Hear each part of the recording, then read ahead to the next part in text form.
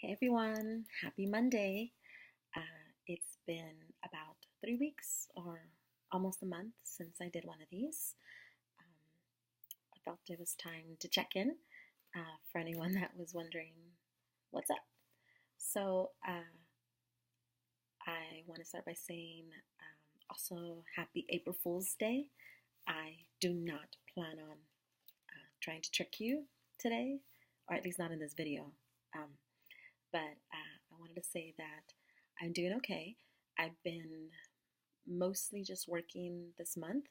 Um, One thing that I want to report is that I think the last time I did this video, I said that I have not been very healthy, and for the most part, there's still quite a lot I can do to be better. But I did start like a 30-day challenge about 2 weeks ago um, to exercise pretty much every day, like 5 out of the 7 days in each week, and I've done pretty good about that. I think I've exercised 10 days in the last 15 days, which is a huge step for me.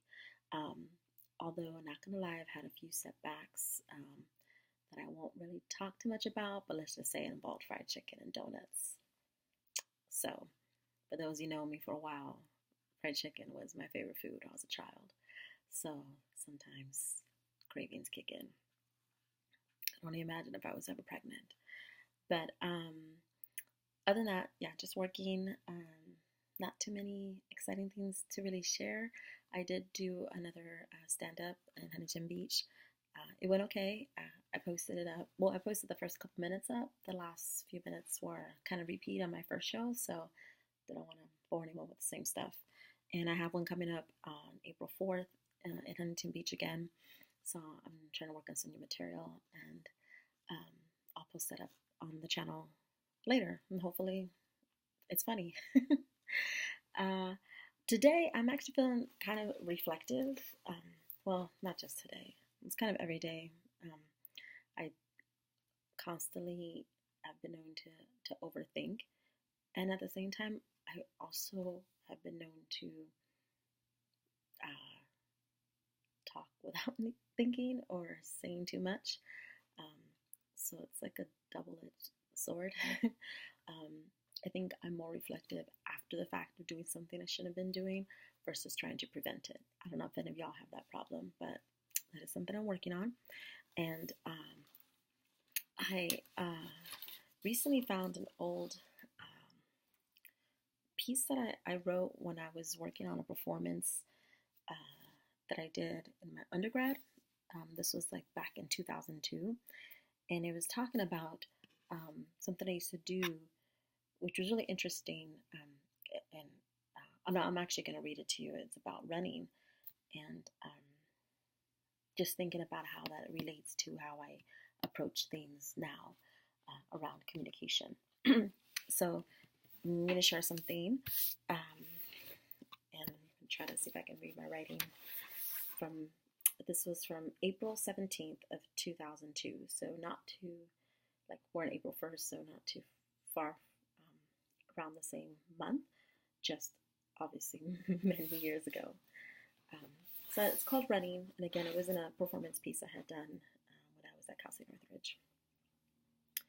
When I was in junior high and high school, I would run to my best friend's house.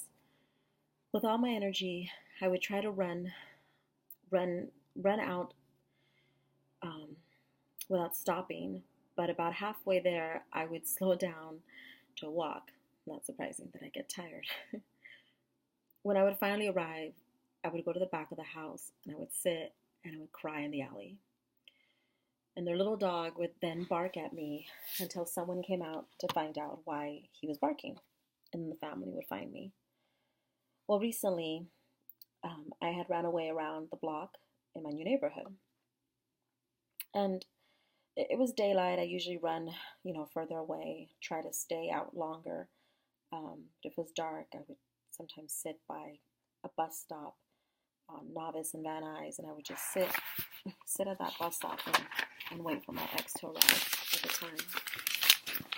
And a few years back, I made one of my longer runs, and I began to run away from my ex's townhome in Pacoima. And I continued to run and walk away until I arrived at home in Sylmar. And I also did the opposite and ran and walked from Sylmar to Pacoima, though at that time I don't remember why I did it.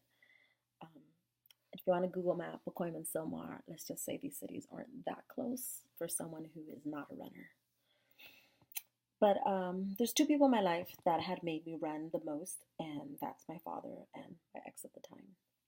Usually we would get into some heated discussion and the topics, of course, and then I would just feel like I wasn't being heard. I would constantly get interrupted in conversations and arguments, feel belittled, or worse of all, I was met with some form of close mindedness and stubbornness. And since I would feel almost voiceless and powerless, I would just sort of boil up inside with a great amount of heat, frustration, passion, anger, confusion, just different emotions that needed to get out quickly. And as if it was constantly pressing from within, this natural feeling to let go was to just run and to run away and to take my energy that I built up and use it throughout my legs, my thighs, my feet, my arms, my breath, and run it out and let it wear itself out. And that was sort of a draft of that feeling. But what caught my attention the most of rereading this is particularly the part where I was saying that I was being interrupted, that people were argumentative, belittled, close-minded, and stubborn, and it was like describing myself, because I have definitely been that stubborn person, that close-minded person. I definitely said things that I shouldn't have said to people that are supposed to matter to me, friends and family. And anyone that's known me has probably heard me cut you off in a conversation because I just want to get something out. And I think what I found most interesting about reading this again was like how I felt when that was happening to me, and then realizing in my life how I have done that and still at times continue to do that. And I don't want to anymore. And so that is just something I wanted to like put out there, because I don't know, just like because I'm just sharing. And as I always say with these, I'm constantly trying to grow and get better. And so yeah, so that was something I found as I've been cleaning and reorganizing my room. So I'm just gonna end with something a little more positive. One of the books that I mentioned I was reading, The Language of Letting Go, and it has like something stated really short for each day of the year. So this one is for April 1st, and it's just saying going easy. And so I'm just gonna read it. Go easy. You may have to push forward, but you don't have to push so hard. Go in gentleness, go in peace. Do not be in so much of a hurry. And no day, no hour, no time are you required to do more than you can do in peace. Frantic behavior and urgency are not the foundation for a new way of life. So do not be in too much of a hurry to begin. Begin, but do not force the beginning if it's not time. Beginnings will arrive soon enough. Enjoy and relish middles, the heart of the matter. Do not be in too much of a hurry to finish.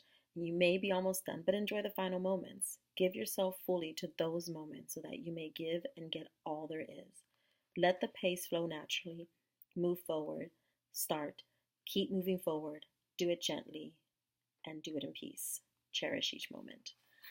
And I think for me, someone who definitely is, I think naturally wants to like just jump on something or wants to know where things are going and not be in the moment, that kind of stood out for me.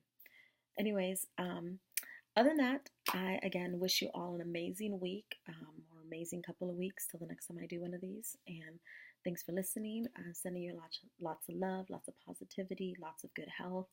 If you're not in a good place, I wish the best for you to be in a better place, and take each day as a new day to be better. All right, well, happy Monday. Peace.